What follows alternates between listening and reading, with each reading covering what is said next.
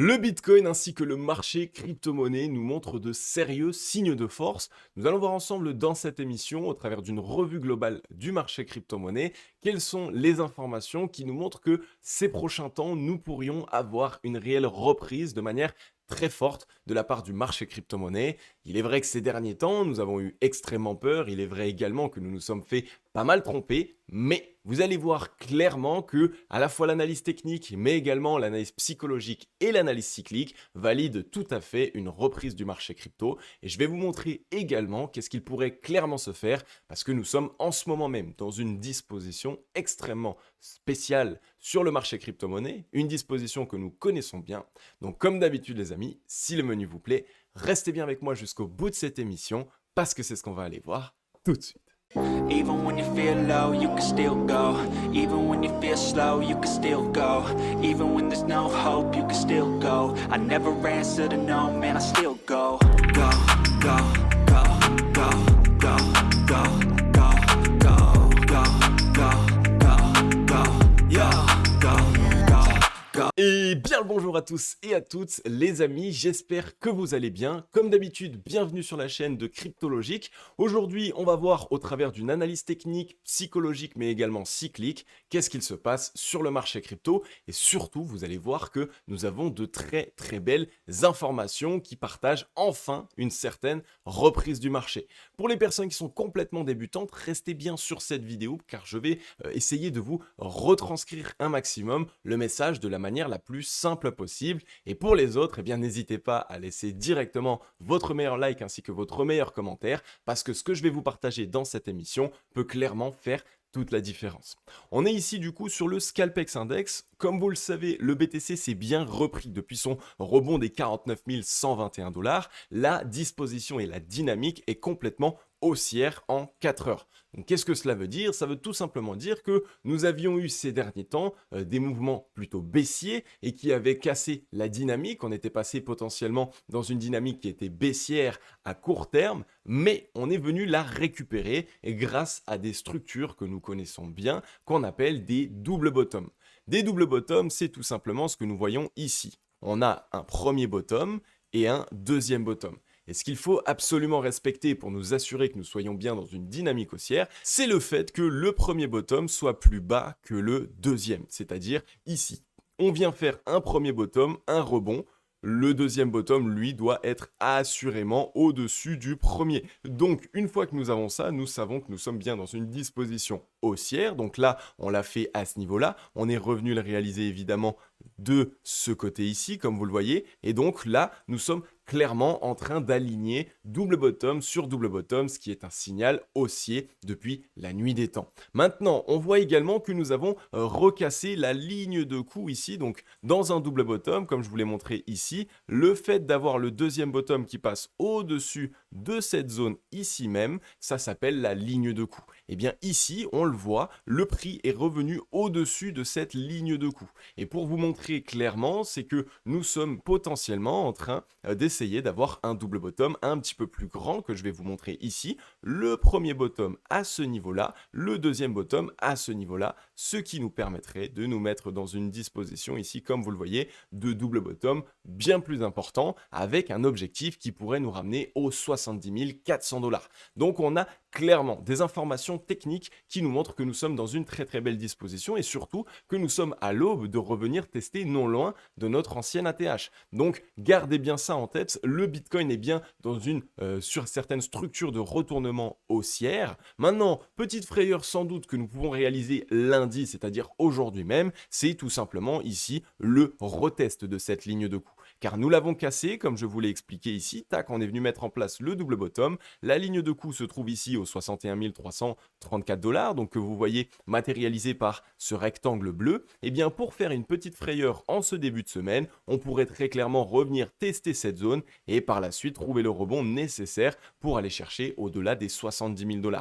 Donc Premièrement, ne vous faites pas piéger si vous voyez un léger retracement aujourd'hui, voire demain, car ce n'est absolument pas un mauvais signal. Et deuxièmement, au contraire, cela représenterait clairement des opportunités d'achat qui sont juste exceptionnelles. Le Bitcoin qui pourrait revenir chercher une dernière fois cette zone, ce n'est même pas sûr, évidemment. Nous avons des probabilités de le faire car on est en train de se retourner à court terme, mais on n'en est pas obligé. Donc gardez bien ça en tête. Ici, si on revient bien chercher les 62 000, 61 600, 62 000 dollars, on aurait une très très belle opportunité à la fois sur BTC, mais également sur les altcoins, qui, comme je vais vous le montrer, sont clairement en train de trouver de très très beaux retournements haussiers. Maintenant, la seule chose sur laquelle il va falloir rester attentif, c'est que ici, en 4 heures, sur ce mouvement ici, on a tout simplement, je vous ai affiché ici, Fibonacci.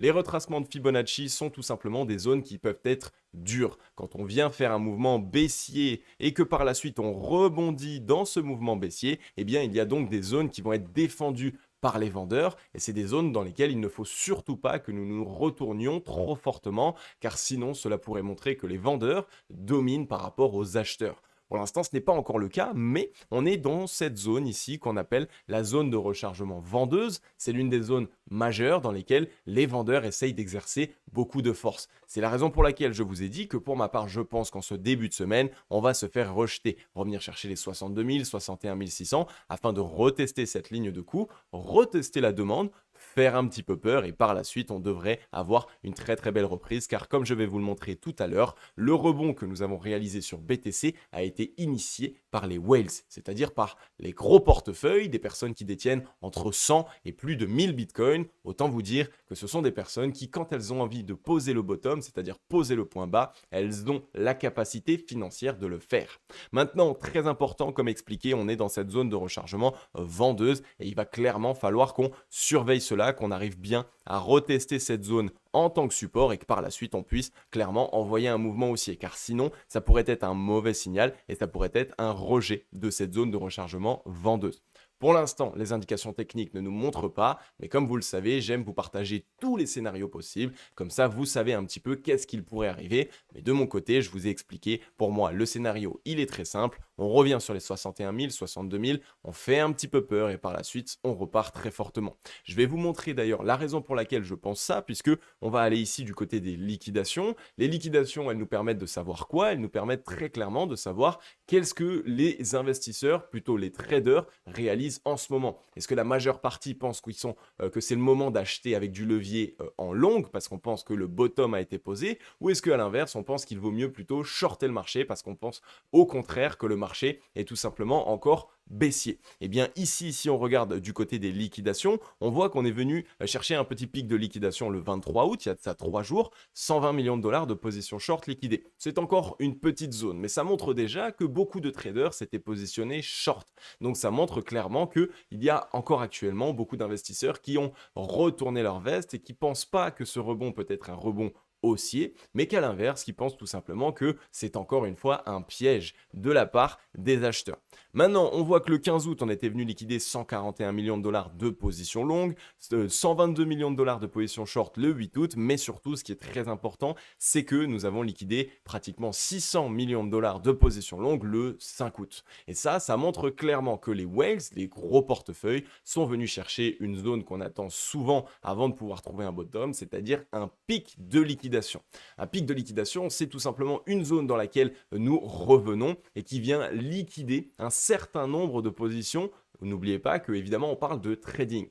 Pour ma part, ce que j'appelle un pic de liquidation, c'est au minimum 350 millions de dollars de positions liquidées, mais ici on en est à 600 millions. Donc le pic de liquidation pour ma part a été atteint. Également en termes de psychologie, quand on est revenu toucher cette zone de liquidation, on était dans l'extrême peur. Donc ça montre clairement que on a liquidé un maximum de longues, des personnes qui ont essayé d'ouvrir à levier un petit peu désespérément, mais de l'autre côté, ça montre également que une fois qu'on est revenu tous tester cette zone, ça a complètement changé le biais psychologique de beaucoup d'investisseurs qui pensaient qu'on allait partir à la hausse, qui pensaient du coup qu'on était dans une reprise et qui au final sont en train de tourner leur veste en pensant maintenant que c'est baissier et qu'ils sont sortis du marché. C'est ce qu'on appelle également un mouvement de capitulation. C'est quand beaucoup d'investisseurs n'ont plus la patience de garder leur bague perdant et donc ils se délestent de leur position très rapidement afin d'éviter tout simplement des pertes encore plus importantes. Eh bien ça, si vous ne connaissez pas encore, c'est ce qu'on appelle la psychologie.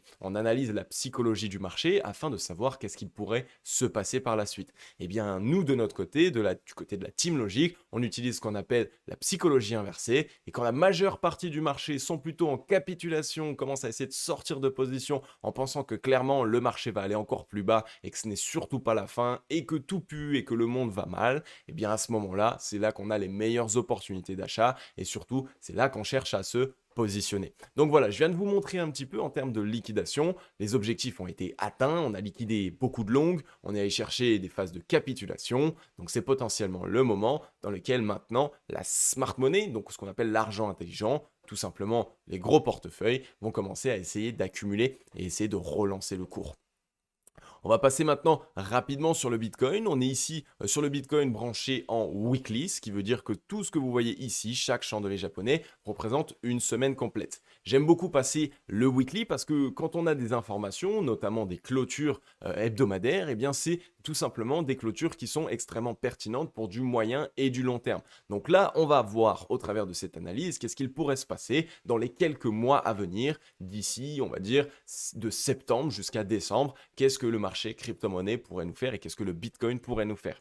Eh bien, dans un premier temps, on voit qu'on a eu une clôture hebdomadaire qui a été extrêmement bullish, extrêmement haussière, puisque on a eu ici, comme vous le voyez, là, un très gros chandelier japonais de décision de la part des vendeurs. On est passé des 71 000 $ jusqu'aux 57 151 $. Donc ici, clairement, les vendeurs ont essayé un mouvement baissier très fort. Par la suite, on a eu, comme vous le voyez à ce niveau-là, deux chandeliers japonais d'indécision. Donc ça veut dire qu'on a vraiment combattu ici tout simplement les vendeurs. On n'a pas voulu laisser le prix aller plus bas. Certes, on est venu faire cette mèche au 49 049, mais la clôture en daily était revenue au 58 700. Donc clairement ici, on voit que les acheteurs ont complètement défendu cette zone et qu'ils ne voulaient pas nous voir repartir plus bas. On l'a surtout fait, comme vous le voyez à ce niveau-là, avec du très fort volume. Le volume ici était plus important que la majeure partie des volumes précédents, que depuis en fait tout simplement la dernière fois qu'on a réalisé l'ATH sur le BTC. Donc c'est un très bon signal. Et ensuite, suite à ça, après avoir eu ces deux chandeliers japonais d'indécision, eh bien, on a eu un gros chandelier japonais de décision ici de la part des acheteurs. Et ça, c'est un très très bon signal. C'est une très belle disposition graphique. Comme vous le voyez, on est revenu d'ailleurs trouver une clôture au-dessus de la moitié du chandelier japonais précédent. C'est encore une fois un très très bon signal puisque ça montre que les acheteurs ici sont bien en train de vouloir ravaler ce mouvement. Et donc, qui dit ravaler ce mouvement dit que tout simplement, nous avons de fortes probabilités de revenir chercher du coup le haut de cette chandelle qui était les 70 026 $. Donc, on a un très très bon signal actuellement sur BTC. Et pour toutes les personnes qui sont encore en ce moment frileuses et qui disent « mais qu'est-ce qu'ils racontent au niveau de l'analyse technique, ça sent pas bon, on le voit, l'économie traditionnelle est mauvaise, etc. etc. » Eh bien, je vais vous montrer clairement que Bitcoin est en réalité depuis toujours actuellement dans une phase haussière et qu'à aucun moment nous avons remis en cause cette phase haussière. La seule chose que nous avons fait, c'est un petit retracement. Je vous rappelle les amis, pour celles et ceux qui sont toujours un peu impatients et qui ne regardent pas de manière dézoomée sur le graphique, que le BTC, c'est un rebond ici aux 15 189 $, qui est revenu jusqu'aux 31 000 $, qui est revenu jusqu'aux 74 000 $. Donc autant vous dire que un rebond des 15 000 jusqu'aux 74 000 $, c'est tout à fait normal que le BTC ait besoin de retracer un petit peu, de récupérer de la force. Et c'est ce qu'on a fait. On est passé des 74 000 jusqu'aux 49 000, mais ça n'a absolument pas remis en cause la phase et la tendance haussière, puisque on fait, comme vous le voyez ici, des bottoms de plus en plus hauts et on fait également des points hauts de plus en plus haut par la même occasion. Donc gardez bien ça en tête, même si les whales, même si les médias essayent de vous montrer que ça pue sur le marché crypto-monnaie, que ce n'est pas le moment d'acheter, etc., etc., les graphiques ne trompent pas, on est dans une tendance haussière, on conserve la tendance haussière à moyen et long terme, donc le prochain rebond devrait être un dépassement de notre précédent plus haut, et donc un dépassement de notre ATH. Et ça, je peux également vous le montrer grâce à mes indicateurs de momentum. Les indicateurs de momentum, c'est ce qu'on appelle les indicateurs de force. On va pouvoir analyser la force actuellement. Est-ce qu'elle est du côté des acheteurs? Est-ce qu'elle est du côté des vendeurs? Est-ce que les acheteurs ont perdu la force ou est-ce que les vendeurs ont perdu la force? Eh bien, si on regarde ici, eh bien, sur le weekly, on est toujours largement dominant de la part des acheteurs. Car, comme vous le voyez, je vais vous expliquer très rapidement, le rectangle rouge là-haut est ce qu'on appelle la zone de surachat. Ça veut dire que les acheteurs sont essoufflés et donc ils ne vont pas pouvoir poursuivre le mouvement. La zone en verte ici, c'est la zone de survente. Ça veut dire que les vendeurs sont essoufflés et ne vont pas continuer le mouvement. Et au milieu, on a la zone de neutralité. Cette zone de neutralité, c'est la zone qui, quand on est revenu dans la zone de surachat, a besoin d'être retestée afin de faire ce qu'on appelle un retest de la demande et donc de voir tout simplement est-ce que ici les acheteurs arrivent à conserver la force ou est-ce que à l'inverse on passe dans plutôt une phase dans laquelle ce seront les vendeurs. Et bien là vous le voyez, on est en train de défendre cette zone de neutralité et de rebondir dessus. C'est un très bon signal puisque regardez, on l'avait fait ici dans le passé. On était revenu non loin de la zone de surachat ici, tac tac tac tac. Finalement on a fait une petite frayeur et le rebond qui nous a permis d'aller chercher les 74 000 $. Et bien là on a fait la même chose. On est revenu dans la zone de surachat, on est revenu sur la zone de neutralité et on est en train de croiser. Donc potentiellement qu'on est sur tout simplement la poursuite comme on l'avait fait précédemment et que cette fois-ci on est clairement dans ce moment où on a envie d'aller dépasser notre ancienne ATH. Donc du côté du momentum, comme je vous l'ai montré, eh bien, on a ici tout simplement les acheteurs qui défendent cette zone de neutralité. Et donc, en hebdomadaire, on est toujours dans une phase qui est complètement haussière. Et donc, on est sans doute ici tout simplement dans ce mouvement de reprise. Donc, gardez bien ça en tête. Le Bitcoin a en réalité jamais été dans une phase baissière ces derniers temps. Peut-être qu'à court terme, on aurait pu appeler ça une dynamique baissière. Mais en tout cas, la tendance est toujours bien haussière. On est revenu chercher. Je vais parler un petit peu plus technique, mais ne vous inquiétez pas, ça va être très simple. On est revenu chercher les 0,382 de Fibonacci sur ce retracement, c'est ce qu'on appelle la première zone d'arrêt, c'est-à-dire que quand on est dans une tendance haussière, si on retrace, donc si on se met à baisser, normalement cette zone est censée directement tenir, et ça montrerait de très bons signes. Ben pour l'instant, c'est le cas, on est revenu chercher cette zone, et pour l'instant, comme vous le voyez, on l'a complètement défendue. Donc on est clairement ici dans une phase dans laquelle on voit que les acheteurs sont en train de se montrer. Maintenant, ce qu'il faut aussi qu'on regarde, c'est tout simplement la disposition. Regardez-moi ça. Selon moi, actuellement, sur le BTC, on est dans ce qu'on appelle une tasse-séance. La tasse qui s'était réalisée à ce niveau-là, donc que je vous ai montré, et la anse ici, qui est tout simplement cette espèce de bull flag. Donc là, on est en train tout simplement d'accumuler. Certes, on fait des plus bas de plus en plus bas, mais on accumule de la force acheteuse. Et en faisant ça, ça permet tout simplement de sortir toutes les personnes qui ont essayé de rentrer en position à levier et qui essayent encore de rentrer en position à levier dans cette zone. Donc c'est une des meilleures dispositions possibles pour éviter que le train ne se charge trop en acheteur, mais pour faire en sorte clairement que du coup on puisse continuer et poursuivre le mouvement haussier. Donc gardez bien ça en tête parce que cette séance, hein, si elle se valide bien, je vais vous montrer ici. Donc là, ici, on aurait notre objectif de la séance qui nous ramènerait tout simplement sur les 114 000 $ sur BTC. Donc, selon moi, par rapport à l'analyse technique, et on verra ça ensemble d'ici quelques mois si ça s'est réalisé, mais il y a beaucoup de probabilités que ça se réalise, le BTC est en train d'accumuler de la force acheteuse pour se préparer à son mouvement de cassure des 100 000 $. Pour moi, on va aller chercher ici entre les 110 et les 114 000 $ le BTC sur le mouvement qu'on est en train de préparer. Donc clairement, c'est à vous de faire ce que vous voulez. Comme je vous l'ai dit, je ne suis pas conseiller financier, mais clairement, ce serait dommage de rater cette opportunité, puisque si BTC vient chercher les 114, 110, 114 000 $, autant vous dire que le marché crypto-monnaie, lui aussi, est sans doute en train de réaliser sa très très belle reprise. Donc, ta séance en train de se mettre en place, très belle disposition, c'est aussi ce qu'on appelle une figure de poursuite du mouvement haussier, puisque comme je vous l'ai dit, on est dans une tendance haussière, donc là, on est en train de mettre en place des figures qui peuvent nous permettre de poursuivre le mouvement haussier. Donc, très très bullish selon moi, le BTC est à l'aube, est en train de préparer clairement son retour au-delà des 100 000 $. Et les amis, J'espère que vous êtes nombreux à avoir réussi tout simplement à prendre sur vous, à être patient et à être des réels guerriers parce qu'on est à ça enfin d'avoir tout simplement la paye, j'ai envie de dire. Après beaucoup de patience, il faut maintenant que ça paye. On va passer maintenant sur le crypto total, pareil en hebdomadaire. Regardez ici, on est sur le même type de disposition que BTC. Donc là, hein, clairement, le marché crypto est drivé ces derniers temps par Papa Bitcoin, comme j'aime bien l'appeler, puisque c'est lui en fait qui donne, qui donne la voix. Ici, on a fait exactement la même chose, deux chandeliers japonais d'indécision, grosse ravalante haussière, on ravale ici la moitié du chandelier japonais qui était baissier à ce niveau-là, et surtout, on a clairement toujours en clôture sauvé les 2000 milliards de capitalisation. Donc ça veut dire que ici, les acheteurs, les gros portefeuilles sont en train de clairement toujours sauver les 2000 milliards. Les 2000 milliards, je vous l'ai déjà expliqué, c'est clairement la zone qu'il ne fallait et qu'il ne faut surtout pas casser à la baisse en weekly. Si on casse en weekly les 2000 milliards, ça montre que du coup, on n'est plus dans cette envie tout simplement d'augmenter la capitalisation du marché crypto. Et donc à ce moment-là, ça pourrait être baissier. Mais comme vous le voyez, pour l'instant, ce n'est absolument pas le cas. On a fait des frayeurs, on est revenu un petit peu en dessous pour chasser,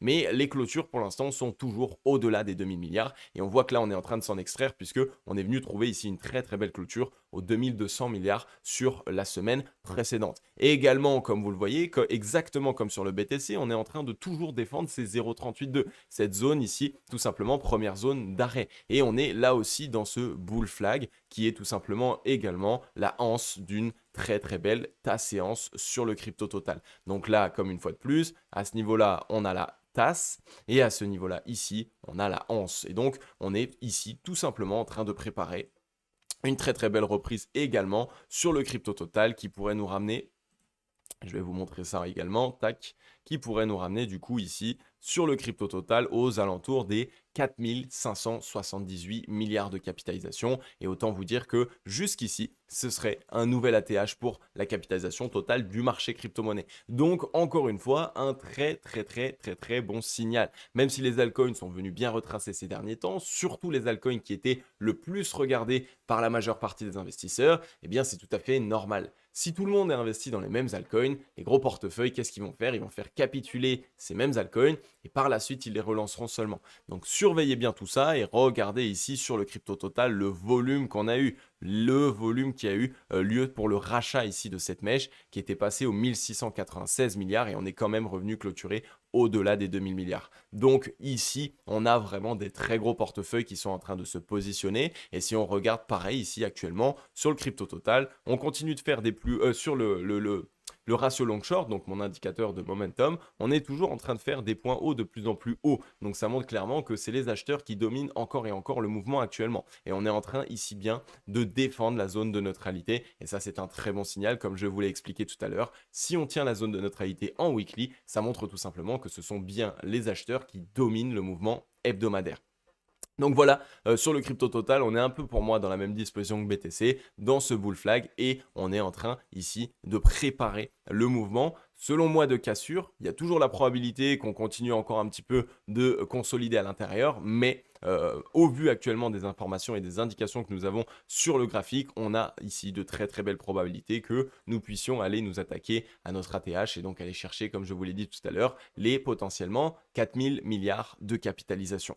Maintenant, on va pouvoir passer sur Ether. Ethereum qui, lui, est dans une disposition un petit peu plus frileuse, il est revenu plus bas, tout simplement parce que son ETF a été accepté. Je pense qu'il y a eu énormément d'investisseurs qui sont venus tout simplement se positionner fortement sur Ethereum et donc on a voulu jouer un petit peu sur cette euphorie pour faire en sorte de créer de la peur et faire en sorte par la suite de le relancer. Donc Ether est revenu chercher au plus bas les 2060. On voit que il est pour l'instant encore un petit peu latent, il s'est pris une belle petite claque dans sa zone de rechargement vendeuse avec une correction ici allant jusqu'à 47%, presque 50% et actuellement on est toujours sur une baisse de 31%. Donc sur Ether, pour moi, on est dans une opportunité. Vous le voyez ici, il a l'air plus faible que le crypto total ainsi que BTC, alors que ces fondamentaux n'ont jamais été aussi bons. Ils continuent de se développer, ils continuent d'avancer dans la bonne direction et n'oubliez pas que son ETF a été accepté alors qu'à aucun moment on aurait pu penser que son ETF allait être accepté. Donc Ethereum pour moi, il est tout simplement ici dans une petite phase de manipulation de la part des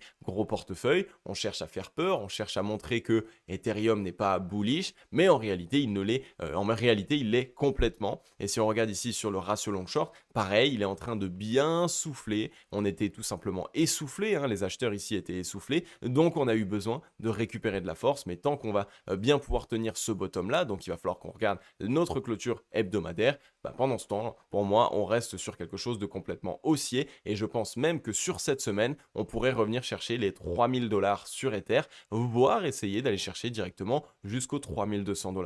Donc pour moi, ici, j'ai une très belle zone d'achat sur Ethereum. Une fois de plus, ce n'est pas un conseil en investissement, vous faites comme vous le souhaitez, mais de mon côté, du côté de mon portefeuille, je continue d'accumuler ici de l'Ether.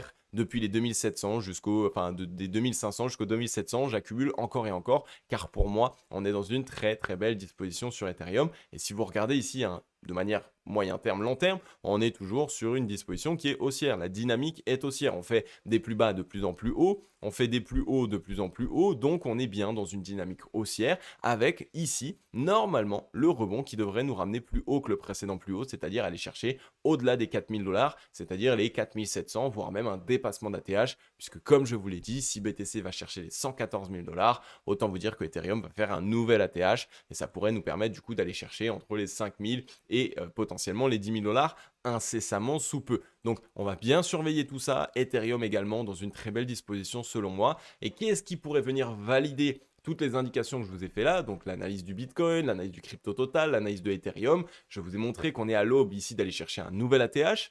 Je pense qu'il y en a très peu qui pourraient vous dire ça, parce que beaucoup pensent que l'économie va mal, que le marché va cracher, que tous les marchés vont tout simplement s'effondrer, donc il faut sortir de position. Mais en réalité, je ne pense vraiment pas.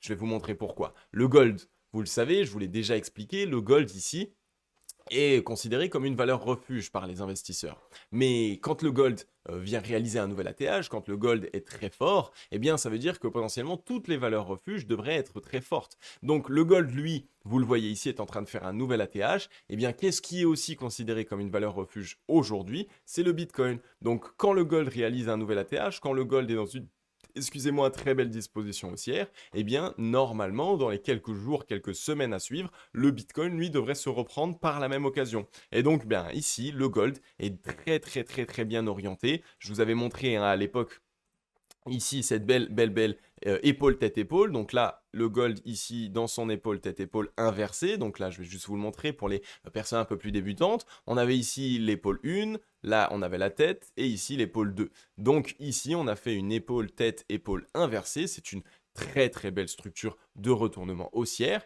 et donc l'objectif ici sur le gold pour cette structure de retournement haussière était les 2500 $ et vous voyez on est bien revenu les chercher, on est même en train de dépasser ce mouvement. Donc on est dans une très très belle disposition ici sur le gold. Le gold est en train de réaliser un nouvel ATH, c'est-à-dire un nouveau point plus haut. Certes, à court terme, il a déjà bien pumpé, mais pour l'instant, vous le voyez, étant donné qu'on est en train de faire un nouvel ATH, eh bien pour l'instant, il va falloir qu'on voit comment est-ce que les investisseurs sont prêts à pricer l'once d'or. Si les investisseurs sont prêts à le pricer encore plus cher, on peut aller chercher 3 000, 4 000, 5 000 $ sur l'or. C'est tout à fait faisable. Ça va dépendre uniquement à ce moment-là de psychologiquement comment est-ce que les investisseurs pensent que l'or est. Est-ce qu'il est fort? Est-ce qu'il n'est pas fort? Eh bien, moi, je pense que tout le monde se dit un petit peu la même chose ces derniers temps. L'or, c'est un des actifs les plus forts et surtout l'un des actifs où les fondamentaux sont toujours les mêmes. On sait qu'il y a énormément de rareté et on sait qu'on ne peut pas miner beaucoup plus d'or qu'il y en a actuellement. Alors que les actions, les indices, etc.,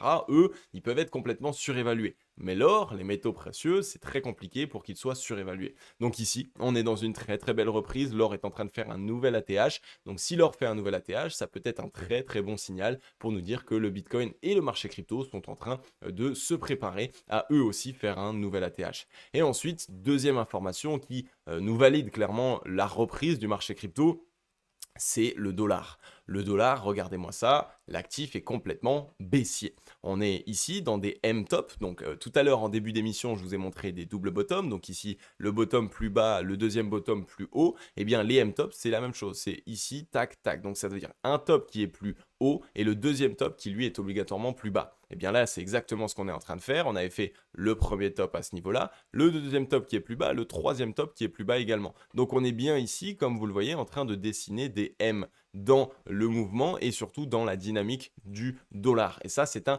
très mauvais signal pour le dollar, mais un très bon signal pour le marché crypto. Car si le dollar chute, le marché crypto-monnaie peut reprendre en force. C'est toujours le cas. On a vraiment ici un système un peu décorrélé et qui nous permet du coup de pouvoir nous préparer à un mouvement haussier et à une reprise de la part du marché crypto. Mais ce que je veux vraiment vous montrer les amis, c'est que là on est à l'aube de venir faire un M-top beaucoup plus fort et beaucoup plus gros sur le dollar. Donc autant vous dire que sur le dollar, ça pue fortement et ça fait plusieurs mois, même peut-être même plus d'un an que je vous en parle. Regardez-moi ça. On est dans ce très très gros M weekly ici qui est en train de se mettre en place et on est à l'aube de venir le casser. On a la ligne de coup ici au 100,544 points. Si on casse en weekly les 100,544 points, ça veut dire qu'on valide ce M-top et donc notre objectif, il revient au minimum, au maximum, enfin au minimum 94 points, mais on peut revenir même chercher les 88 points. Donc c'est ici clairement l'un des mouvements baissiers les plus forts que le dollar n'ait connu depuis très longtemps. Ça nous ferait ici, donc depuis le point le plus haut, une baisse de 21, presque 22%. C'est une monnaie les amis, donc c'est énorme. Et si on prend juste le point actuel, ça ferait une correction ici de quasiment 15% sur le dollar. N'oubliez pas que c'est une monnaie, ce n'est pas un actif financier. Et en plus de ça, il est évidemment très fortement capitalisé. Donc le fait d'avoir ce type de correction, ça montre un mauvais signal pour le dollar. Donc là, clairement les amis, on est à l'aube de voir quelque chose de dingue sur le dollar. Ce M-top là, quand il va se valider, ça va être un signal qui va faire extrêmement peur, extrêmement mal, j'ai envie de dire, à la plupart des marchés, aussi aux États-Unis, mais quand il se passe ce type de mouvement-là sur le dollar, le marché crypto-monnaie a été conçu pour pouvoir répondre positivement à ce type de disposition. Je vous rappelle que le BTC a été créé suite à la crise des subprimes. Donc le Bitcoin a commencé à prendre de la valeur après une crise financière. Donc si là on est dans une crise monétaire, le dollar qui viendrait chuter très fortement, eh bien autant vous dire que le BTC a été conçu pour ça et donc ça peut vraiment lui permettre à lui, à l'inverse, de venir chercher un mouvement haussier très important. Donc c'est un petit peu la dernière information que je voulais vous montrer. Le dollar est clairement baissier et fortement baissier. Donc quand le dollar est baissier, quand le gold fait un nouvel ATH, on est donc à l'aube d'enfin, j'ai envie de dire, avoir notre patience qui va payer. Le Bitcoin risque de se reprendre, le marché crypto-monnaie risque de se reprendre, même si vous entendez le contraire de la part des médias, de la télé, de BFM ou de je ne sais quoi, eh bien clairement les amis, regardez ce qui se passe dans les faits. En ce moment même, on est à l'aube de réaliser quelque chose de juste génial.